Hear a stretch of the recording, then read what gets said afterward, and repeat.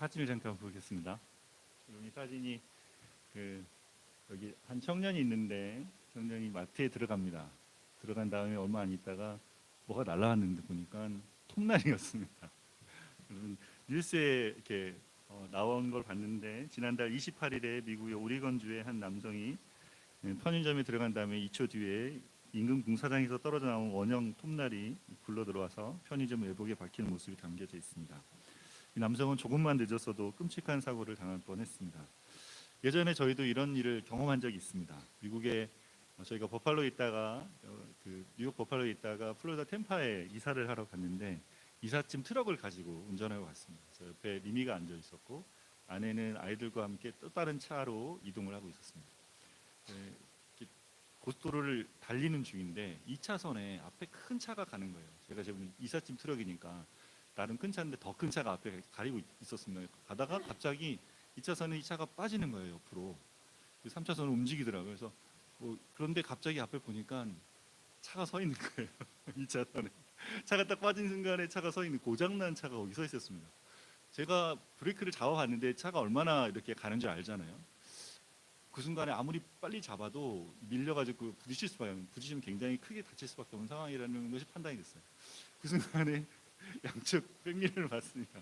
오른쪽은 차가 가까이서 오고 있었고 왼쪽은 그래도 좀 멀리 차가 있어서 순간 틀었습니다. 순간 틀어가지고 들어갈 수 있었고 그래서 거기를 벗어날 수 있었습니다. 그래서 주님 이렇게 지켜주신 것에 대해서 감사하는 그래서 무사히 이사를 할 수 있었습니다. 여러분 이렇게 갑작스럽게 발생하는 이 사고는 우리가 생각하지 못하는 상황 가운데 벌어지죠. 우리가 살고 있는 삶의 자리에 이런 크고 작은 사고가 언제 벌어질지 몰라서 우리가 또 마음도 졸이고 늘 그런 것들 생각하며 살아가고 있습니다. 그런 자리에서는 우리 하나님께서 우리를 보호하시고 인도하실 때 우리가 그 자리를 잘 알 수 있습니다. 시편 121편 1절과 2절은 내가 산을 향하여 눈을 들리라 나의 도움이 어디서 올고 나의 도움이 천지를 지으신 여호와에게서로다라고 말씀하고 있습니다. 그렇게 하나님의 보호와 도우심으로 우리의 위험한 일들을 우리가 벗어날 때도 있지만 또 어둠의 세상 주관자인 사단의 공격에 대해서 우리를 지킬 방법에 대해서 하나님 말씀해 주신 것이 있습니다. 그것이 뭡니까? 그것이 지난주에 제가 나눴던 하나님의 전신갑주를 입는 것입니다. 하나님의 전신갑주를 취하라. 이는 악한 날에 너희가 능히 대적하고 모든 일을 행한 후에 서기위함이라고 말씀하셨습니다. 삶을 살아가는 자리에 악한 사단이 우리를 넘어뜨리려고 도전하는 자리에서 주님의 자녀로 또 주님의 나라에 속한 시민으로 살기 위해서 우리에게 하나님의 전신갑주를 취하라고 하셨습니다. 지난주에 그래서 하나님의 전신갑주를 입는다는 것이 무엇인지 그것이 뭘 의미하는지를 잠깐 나눴습니다. 뭐였습니까? 전신갑주 말씀하고 그 뒤로 나오는 여러 내용들이 있어요. 진리와 구원과 의, 복음, 또 말씀, 믿음, 성령, 검 이렇게 이야기하는 것들이 있는데 이것이 다 뭡니까? 하나님이 은혜로 베푸신 진리 안에 우리가 머물 때 악한 자의 공격에서 우리가 보호할 수 있다라는 것을 이야기하신 것입니다. 그렇게 바울은 하나님의 전신갑주에 대해서 언급한 후에 이제 14절 에베소서 6장 14절부터 18절까지 그것이 무엇인지 하나씩 설명하고 있습니다. 이건 영적인 갑옷이잖아요. 그러니까 우리가 갑옷을 입는다는 걸 아는데 영적인 갑옷을 입는다는 것은 뭐예요? 그것이 어떤 의미인지 이것이 어떤 의미를 갖는지를 알아야 그 갑옷을 입는 것과 입는다는 것이 무엇인지를 알기 때문에 내용들을 알아야 그 갑옷을 입고 실제 싸움에서 싸울 수 있습니다. 예수님을 믿을 때 우리는 하나님이 주시는 자녀의 권세와 하나님 나라의 백성의 혜택을 모두 함께 받게 됩니다. 그러나 주님 앞에 우리가 살아가면서 정말 그 실제가 우리에게 어떻게 주어지는지를 우리가 조각조각 세밀하게 하나씩 알아가야 되는 그런 과정을 겪게 됩니다. 처음에는 믿으면 구원 얻는다 그러니까 믿음으로 다 끝난 줄 알았는데 어떻게 돼요? 처음엔 그래서 다 얻은 것 같고 내가 다 그것을 가졌다 생각이 들지만 주님 안에 있어 보면서 그것이 주님이 내게 되게 걸 하실 때 나의 것이 되게 하실 때는 어떻게 해요? 시간이 지나면서 조금씩 내가 그것이 무엇인지를 알고 내 걸로 취해야 된다는 것을 우리가 알아가게 되는 거죠. 그래서 오늘은 한 가지를 나누겠습니다. 하나님의 전신갑주 중에서 뭡니까? 진리의 허리띠. 여러분 진리의 허리띠를 잘 메고 계십니까? 오늘 다 허리띠를 메고 오셨습니까? 오늘 계속 허리띠 이야기를 할 텐데 허리띠를 메고 오셨습니까? 허리띠를 메려면 뭐가 필요할까요? 오늘 진리 허리띠 메려면 뭐가 필요할까요? 그리고 진리의 허리띠를 맨다는 것은 무엇을 의미할까요? 오늘은 그 부분에 대해서 함께 나누기를 원합니다. 그래서 하나님 전신갑주 첫 번째로 진리의 허리띠를 동이십시오라는 제목으로 말씀을 통해 주신 은혜를 함께 나누기를 원합니다. 첫 번째, 진리의 허리띠를 매기 위해서는 진리를 믿어야 한다. 13절 14절 말씀 한 번 더 같이 읽겠습니다. 그러므로 하나님의 전신갑주를 취하라. 이는 악한 날에 너희가 능히 대적하고 모든 일을 행한 후에 서기 이함이라. 그런즉 서서 진리로 너희 허리띠를 띠고 의의 호심경을 붙이고. 여러분, 지난주에도 저희가 나눴지만 영적인 세계가 실제합니다. 우리는 몸도 가졌지만 영혼도 가졌습니다. 영적인 세계는 어떻게 한다고 그랬어요? 둘로 나눠진다고 그랬어요. 빛이신 하나님의 나라와 어둠인 사단의 나라로 나눠진다고 그랬습니다. 이 세계에는 중립지대가 없다고 말했습니다. 우리의 죄로 인해서 사단이 사망의 권세를 가지고 어둠의 세상을 주관하고 있습니다. 예수님께서 주신 십자가와 부활의 은혜를 믿고 우리는 사단의 나라에서 하나님의 나라로 옮겨졌습니다. 그런 우리를 사단이 우는 사자처럼 공격한다고 말했습니다. 그래서 11절 6장 11절 12절에 마귀의 관계를 능히 대적하기 위하여 하나님의 전신갑주를 입으라. 우리의 싸움은 혈과 육을 상대하는 것이 아니요 통치자들과 권세자들과 어둠의 세상 주관자들과 하늘에 있는 악의 영들을 상대하는 것이라고 말씀하셨습니다. 싸움을 위해서 하나님의 전신갑주를 입어야 한다고 하기 때문에 우리도 전신갑주를 입어야 되죠. 근데 어떻게 입느냐, 이것이 문제입니다. 어떻게 입느냐. 어디 가서 어떻게 해야 이 갑옷을 입을 수 있느냐, 이거 알아야 되는 거죠. 전신갑주의 뜻이 뭐라 그랬습니까? 완전 무장하는 거예요. 완전 무장. 완전 무장하려면 어디 가야 돼요? 현실적으로 어디 가야 됩니까? 군대에 입대해야 됩니다. 군대에 가면 완전 무장할 수 있습니다. 지금 군대에 가 있는 우리 청년들이 있습니다. 그래서 열심히 훈련하고 또 자대 배치 받아서 생활하고 있습니다. 거기 가면 완전 무장할 수 있죠. 그럼 우리는 군입대 하지 않은데 어떻게 완전 무장할 수 있습니까? 우리나라는 신고되지 않은 총을 가지는 것도 불법인데 어떻게 무장을 할 수 있습니까? 여러분, 아까 말한 것처럼 하나님의 전신갑주라는 것은 복음 안에 하나님이 베푸신 은혜의 내용을 의미합니다. 앞으로 계속 다루겠지만 하나님이 복음 안에 베푼 은혜의 내용입니다. 전신갑주를 입는다, 전신갑주를 취한다는 것은 그 구체적인 내용인 진리와 의와 구원과 복음과 믿음과 말씀으로 내 자신 안에 그것으로 덮는 것이다. 그것을 취한다, 입는다, 이런 거잖아요. 그것으로 내가 나를 덮는다. 하나님이 내게 주신 것을 가지고 나를 보호한다는 거죠. 이것이 복음이 말하는 것으로 자기 자신을 바라보고 나에 대해서 느끼고 진리의 내용과 방식으로 세상을 바라보는 것을 의미합니다. 복음을 통해 세상을 새롭게 보고 인식하며 사는 것을 의미합니다. 여러분, 바다를 볼 때, 나무와 하늘을 볼 때, 요즘처럼 벚꽃을 볼 때, 벚꽃놀이 가셨습니까? 벚꽃 구경 가셨습니까? 벚꽃을 너무 예쁘잖아요. 작전전 벚꽃을 갔는데 너무 예쁩니다. 그죠? 너무 예쁜 벚꽃을 볼 때 그냥 벚꽃이 예쁘네 할 수 있죠. 내 감정에 취할 수 있지만 그것을 보며 뭘 볼 수 있습니까? 네, 주님을 볼 수 있습니다. 그래서 주님 참 아름답습니다. 주님 저 흩날리는 벚꽃이 참 너무 예쁩니다. 주님 저 가득 찬 벚꽃이 이렇게 자라서 하늘을 가득 메우고 있는 저 벚꽃이 꼭 하늘의 별이 가득 찬 것처럼 보입니다. 여러분, 우리가 사는 일상 속에서 누구랑 함께 관계합니까? 주님과 만나고 관계합니다. 그 주님을 아는 자로, 주님과 관계하며 살아가는 자로 우리가 나아갈 수 있게 되는 것이죠. 이것이 뭐예요? 내가 지금 주님을 어떻게 알고 있는 사람이냐라는 것을 알아가는 것입니다. 그래서 우리가 하나님을 통해서 사람을 만나고 공부하고 일하고 살아가면서 주님이 내게 주신 진리의 내용을 연결해서 삶을 바라보는 것, 이것이 하나님의 전신갑주를 입는다, 취한다라고 했어요. 이것이 이것의 비유적인 의미입니다. 근데 뭐라고 했습니까? 왜 하나님의 전신갑주냐? 하나님의 멋진 거죠? 수트다 이렇게 해도 되는데, 근데 전신갑주 뭔가 좀 비장하고 뭔가 군인대 용어잖아요. 꼭 이렇게 비장해야 됩니까? 그런데 뭐라 그랬어요? 그만큼 지금 이게 우리가 긴장하고 있어야 되는 상황이다. 안전하고 평화할 때는 아니다. 우리나라가 북한하고 이렇게 나눠져 가지고 늘 그걸 가지고 살아가는 것처럼, 어쩌면 우리는 이런 거 더 잘 이해할 수도 있을지 모르겠어요. 늘 그런 긴장감 가운데 있으니까. 너무 무디어져서 그냥 그것이 있는지 없는지 모르는 상태가 아니라 그런 것을 의식하고 살아가라는 것이죠. 하나님 안에 내가 있다는 것 자체가 뭐다? 사단과의 긴장된 상태에 있다는 것이죠. 이 전쟁이 아름답거나 또 영광스러워서가 아니라 하나님과 우리 사이에 이런 상태에 있는 자리에서 하나님과 우리 사이의 관계가 어떤 상황으로 있는지를 우리가 알아야 됩니다. 하나님 어떤 분이시다? 하나님이 왕이 되시고 그분이 다스리는 나라에 우리가 살고 있으며 그분의 뜻에 살아가는 것에 우리의 뭐가 달려 있단 말입니까? 우리의 생사가 달려 있다는 거예요. 전쟁에서는 어떻게 돼요? 상관이 하는 말이 우리를 죽고 살리게 한단 말이에요. 그만큼 위급하고 중요하다라는 것을 이야기하는 것이죠. 하나님의 전신갑주의 첫 번째 내용이 뭐라 그랬어요? 14절에 그런즉 서서 진리로 너희 허리띠를 띠고라고 말합니다. 여러분 진리의 허리띠를 띠라 그랬어요.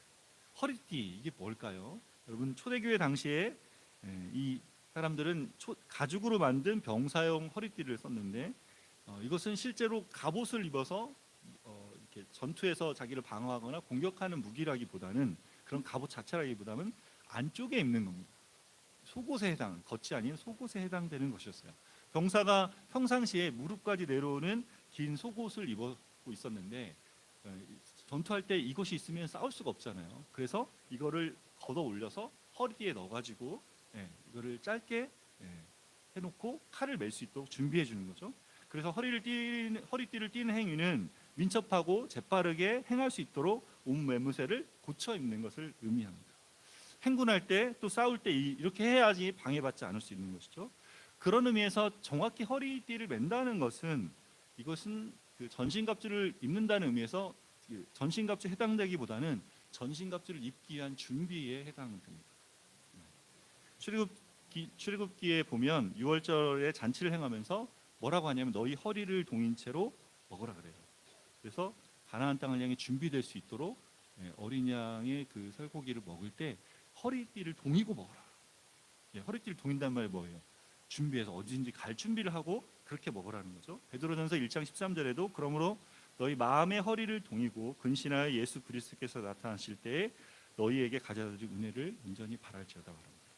마음의 허리를 동인다는 것도 무엇인가를 늘 바라보고 준비하고 있어야 되는 것이죠. 그래서 여기 진리의 허리띠라는 것은 전신갑주를 사용하기 위한 기초로 작용합니다. 하나님의 전신갑주를 입기 위해서는 진리를 어떻게 해요? 내 것으로 받아들이고 소화해서 내 안에 간직해야 되는 것이죠.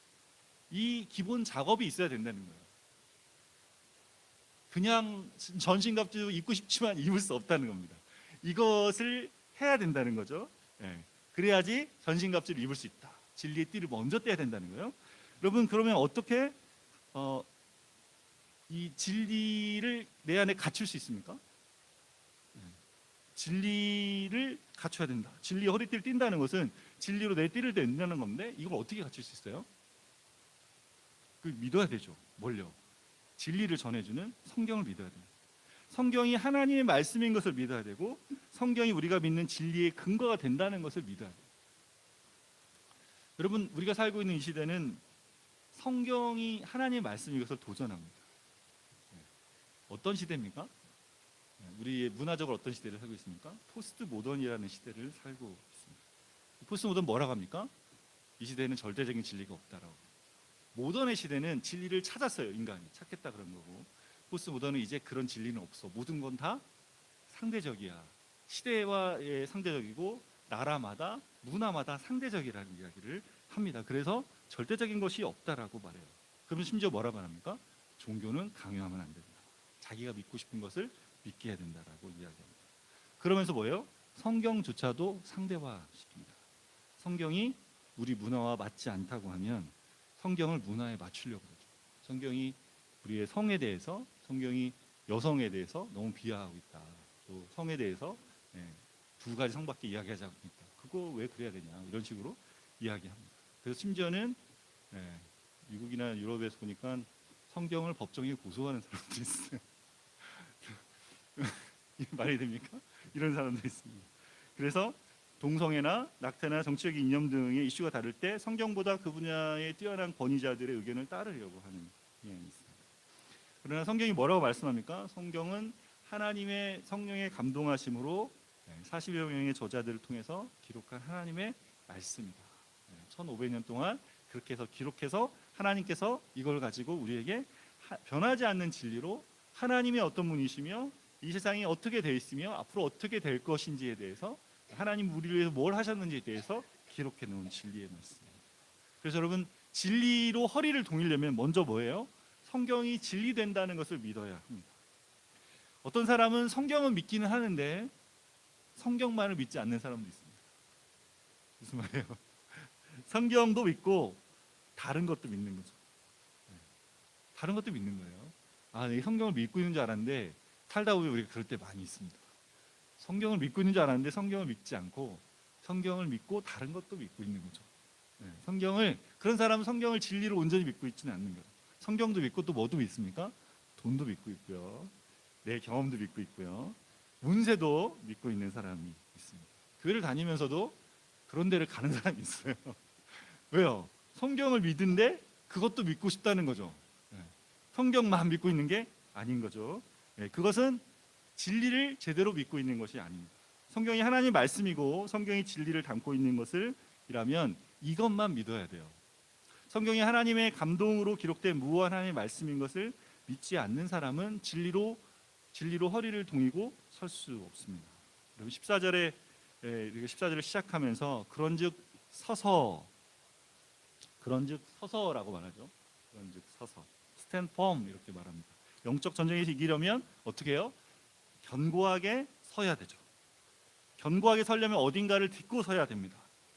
성경이 하나님의 말씀인 진리인 것을 믿지 않고 어떻게 거기에 견고하게 서서 신앙생활을 하겠습니까? 그것은 기초 없이 서려는 것과 같습니다. 뭐가 중요합니까? 기초가 중요하죠. 성경의 말씀을 진리로 믿지 않으면 그러면 진리의 허리띠를 맬 수 없는 것이고 그러면 하나님의 전신갑주를 입을 수 없게 되는 것입니다. 성경이 일부의 진리를 가지고 있다고 생각하면 어떤 때는 맞고 어떤 때는 맞지 않다고 생각하는 그런 사람은 아직 진리의 띠를 맬 준비가 덜 되어 있는 것이죠. 그런 분은 성경이 하나님 말씀이고 성경에서 말하는 바가 왜 진리가 되는지를 진지하게 탐구할 수 있어야 합니다. 사도행전 17장에 보니까 베레아 사람들이 나옵니다. 말씀을 보니까 이들은 간절한 마음으로 말씀을 받고 그것이 그러한가 하여 날마다 성경을 상고했다라고 했습니다. 이 사람들이 말씀을 듣고 나서 그 말씀이 정말 이것이 진리인지 이것이 나의 삶을 설명하고 있는지 이것이 정말 그러한지를 생각해보고 또 생각하며 그것과 함께 씨름하는 일을 했다라는 것이죠. 성경이 우리 삶을 잘 설명하고 있는지 이 세상의 기원과 우리가 살아가고 있는 이 모습과 그리고 거기에 대해서부터 회복하는 일들이 어떻게 되는지를 잘 설명하고 있는지 그것이 정말 그래서 참된 것이 되는지를 생각하고 연구하는 일을 했다는 것입니다. 여러분 성경을 믿을 때 그냥 무턱대고 믿으면 안 됩니다. 그냥 믿습니다 이렇게 하면 안 돼요. 예전에는 그렇게 하다 그랬는데 그러면 안 돼요. 그러면 믿음이 정말 좋은 것 같고 잘 모르겠어 그냥 믿습니다 나는 무조건 믿습니다 이러면은 잘 믿을 것 같지만 사실은 그 말 안에는 믿어지지 않는 게 있다는 거예요. 여러분 우리가 살고 있는 시대에 얼마나 많은 것들이 우리 안에 들어옵니까? 이 안에 들어오는 것들이 우리 생각을 차지하고 이 안에 자리하고 있을 때 이것을 설명하는 내용이 있어야만 성경이 이것과 만나져야만 믿어지는 거예요. 그냥 믿겠다 내가 막 다짐하고 결심한다고 믿어지는 게 아니고 이런데 이것은 성경이 뭐라고 말하지? 이것은 하나님이 어떻게 이야기하실까? 이것과 계속 만나져야만 그래야만 어떻게 합니까? 이걸 통과할 때 믿음이라는 게 생깁니다. 그래서 나한테 적어도 이게 신비여도 적어도 이해되어지고 받아들여져야 돼요. 그걸 깨달아진다 그러는데 그런 깨달음의 자리 가운데 있을 때 믿음이라는 게 우리 안에 자리하게 됩니다. 그래서 저희가 뭐 했어요? 성경이 우리 삶과 어떻게 만나는지를 계속해서 이야기해 나눴어요. 그래서 자녀를 양육하는 자리, 또 부부가 관계하는 자리, 또 부모와 그 자녀가 함께 만나는 자리에, 또 직장에서는 우리 삶에서는 관계는 어떻게 해야 되는지를 계속해서 함께 이야기 나눴습니다. 여러분 성경이 진리가 된다. 뭐 그런 건 다 우리가 일상에서 이래 되고 저래 되는 거 아니에요? 근데 성경이 진리되는 것을 우리가 어떻게 압니까? 라고 할 때 제가 하나 예를 들어보고 싶습니다. 요즘에 문화적으로 이슈가 되는 것이 뭐냐면 자기를 존중하는 거예요. 자기의 삶을 실현하고 내가 존중받는 거예요. 근데 여러분 그거가 강해지면 어떻게 됩니까? 공동체는 어떻게 됩니까? 공동체는 약해집니다. 자기를 존중하는 것이 강해지면, 두드러지면 공동체 안에서 자기는 어떻게 있어야 돼요? 약해져야 되는 거죠. 자기를 인정하는 거. 그러니까 공동체가 약해지죠. 여러분, 이전 세대는 어땠습니까? 이전 세대, 우리가 어렸을 때는 어땠습니까? 뭐가 맞는 거였어요? 가족들이 함께 집안을 위하는 게 맞습니다. 그죠? 집안을 위하고, 또 마을의 공동체를 위하고, 또 뭐예요? 나라를 위해서 헌신하고, 그래서 충성하고, 이런 게 우리한테는 굉장히 큰 이상이었어요. 근데 이 시대에 우리가 지금 살아가면서 어떻게 느낍니까? 다 뭘 중심으로 가고 있어요? 나 중심으로 갑니다. 나를 위하고, 내가 중심이 돼서 살고, 내 인생이고, 내가 나를 실현하고, 이것으로 갑니다. 여러분, 여기 뭐가 맞는 것 같습니까? 이 시대는 이게 맞다 그러는데, 시대가 좀 흐르면 나중에 야, 이렇게 가니까 너무 문제가 많더라. 그래갖고 어떻게 됩니까? 공동체로 다시 가야 될 수도 있는 거죠. 여러분, 이렇게 왔다 갔다 하는데 뭐가 맞을까요? 뭐가 맞을까요? 성경은 이런 부분에서 뭐라고 말할까요?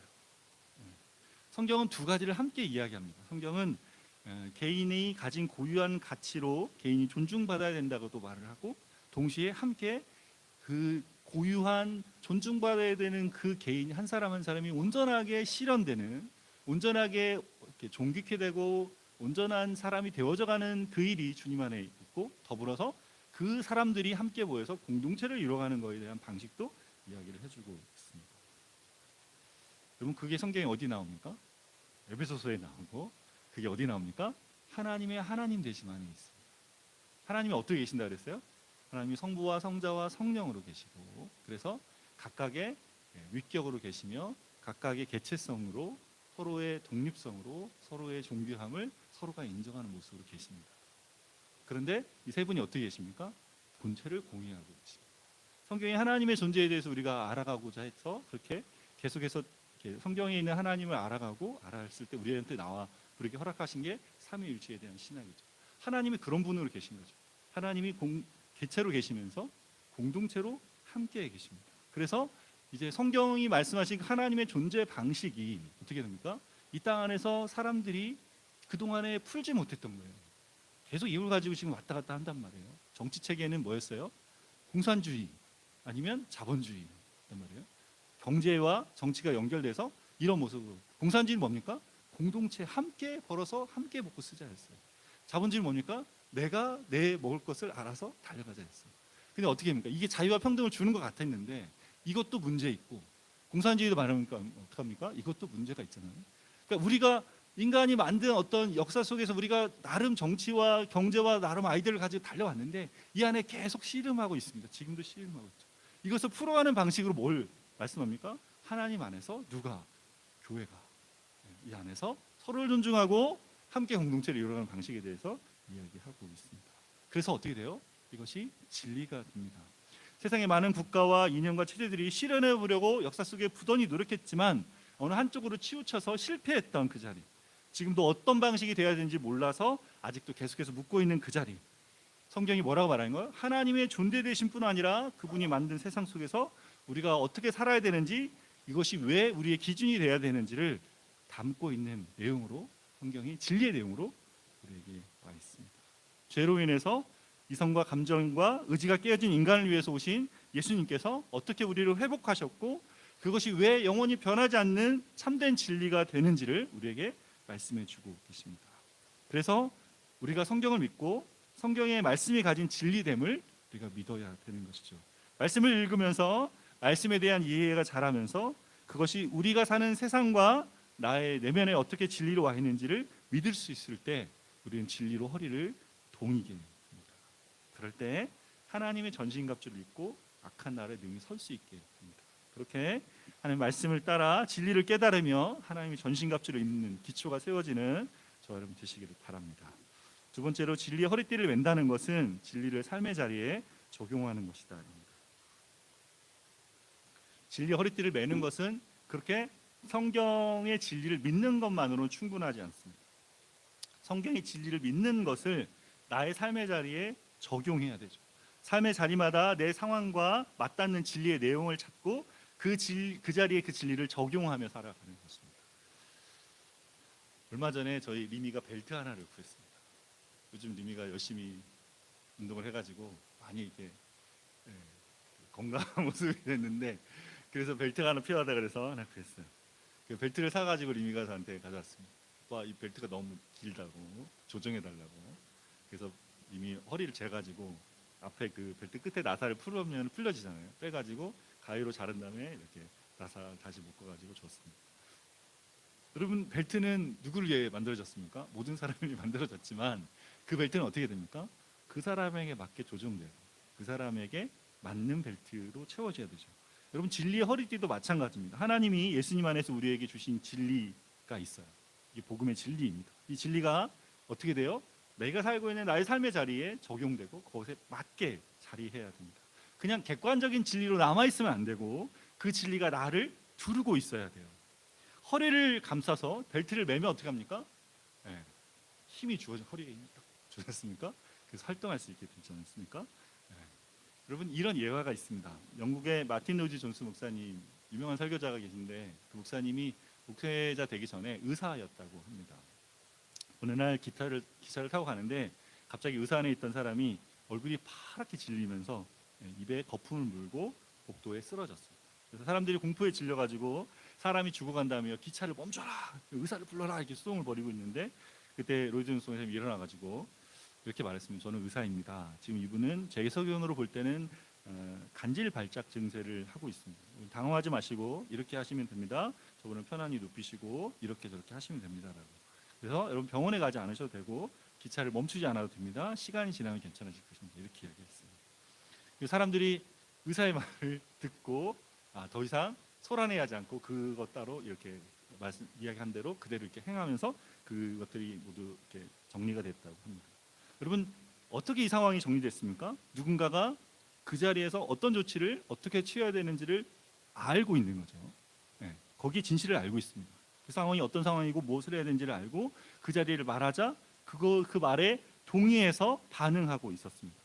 복음의 진리를 안다면 그 진리가 우리의 삶에 적용될 때 진리에 우리의 인생에 발을 내딛고 우리가 설 수 있게 됩니다. 이것을 우리가 알고 있을 때 이것이 무엇인지 진리인 줄 알 때 거기에 우리가 내딛고 서면서 이것을 통해서 이 모든 상황들이 다스려질 것을 우리가 바라볼 수 있게 되는 것이죠.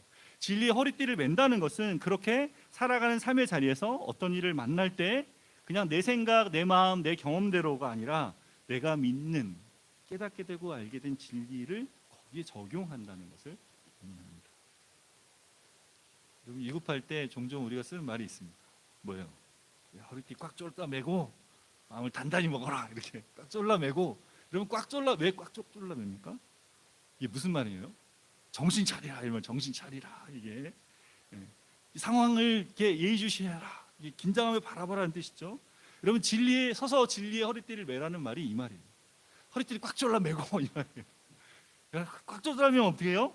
그냥 놔두면 그냥 내 생각 내 경험대로 이 상황들을 바라볼 텐데 우리는 허리띠 꽉 졸라면 진리의 허리띠를 꽉 졸라 매는 거잖아요. 꽉 졸라 맬 때 어떻게 합니까? 진리를 통해 보라는 거예요. 진리를 거기 네 상황과 네 삶에 적용해 보라는 거죠. 진리로 너의 이 상황을 너의 진리의 눈으로 다시 보라는 겁니다. 이 상황에 대해서 진리가 뭐라고 말하는지 성경에서 예수님이 주신 복음의 진리가 여기에 대해서 뭐라고 말하는지를 생각해 보라는 거죠. 그것을 통해서 다시 이 상황을 바라보라는 것입니다. 다시 보라는 거예요.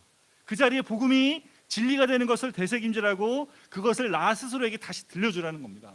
내가 만드는 게 아니에요. 긍정인 같은 경우는 네가 긍정적으로 생각해, 좋은 쪽으로 생각해 막 이런 건데 그게 아니죠. 우리는 뭐 하는 겁니까? 복음, 예수님이 주신 복음의 은혜를 내가 다시 생각하는 겁니다. 주님이 나에게 하신 것이 무엇인지를 깨닫고 그것 깨달은 것을 내 삶의 자리에 적용하는 거예요. 다시 들려주라는 것입니다. 이것이 뭐예요? 진리로 내 허리를 동이는 것입니다. 진리를 나한테 맞게 적용하는 것입니다. 그렇게 하면 어떻게 돼요? 부끄러움을 당하지 않게 돼요. 여러분 허리띠가 없으면 어떻게 됩니까?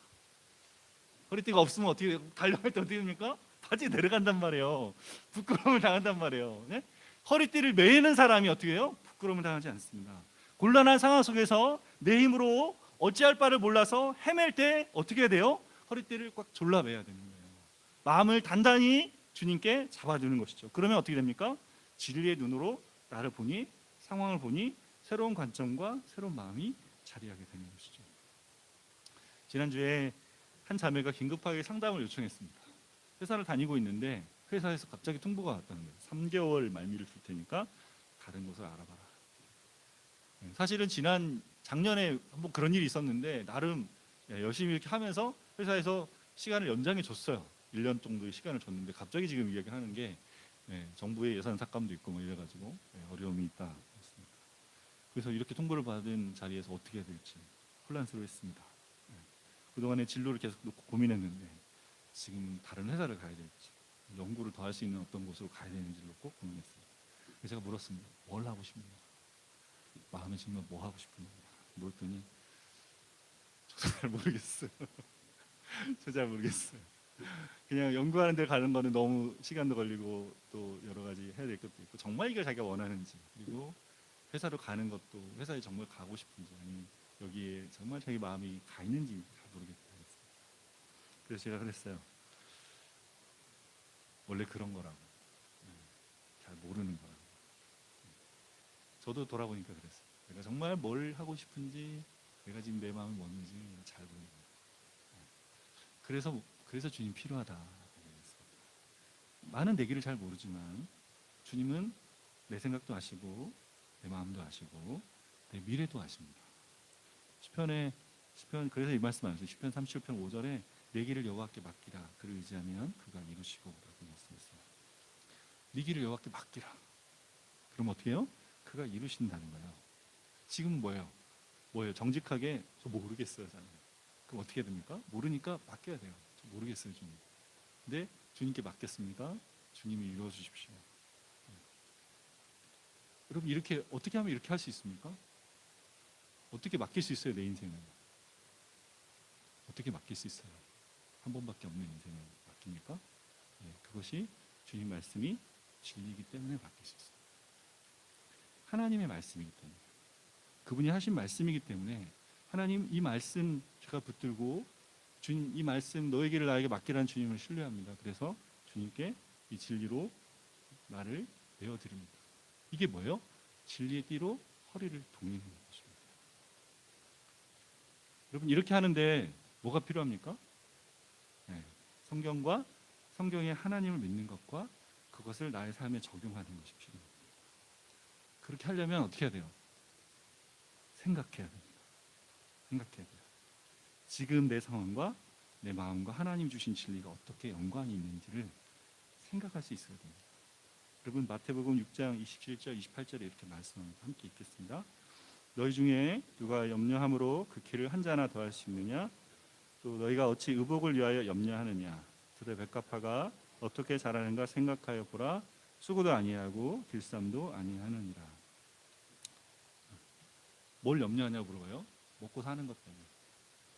무엇을 마실까? 무엇을 먹을까? 염려하지 말라 하시면서 하신 말씀이에요. 아니 먹고 사는 것이 내가 사는 삶이잖아요. 내가 살아야 되잖아요. 먹고 살아야 되잖아요.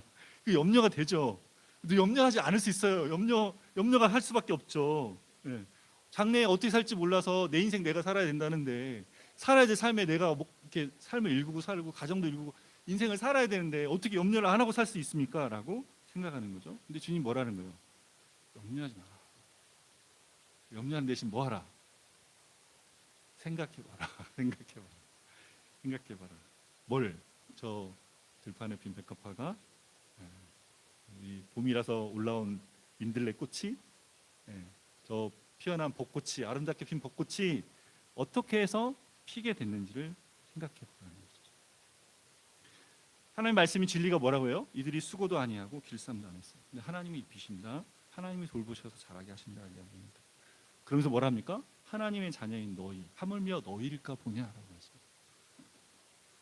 너희 이 땅에 보냈고 이 땅을 사는 동안에 내가 너희를 입힐 거야, 먹일 거야, 너희를 돌볼 거야 하신단 말이에요.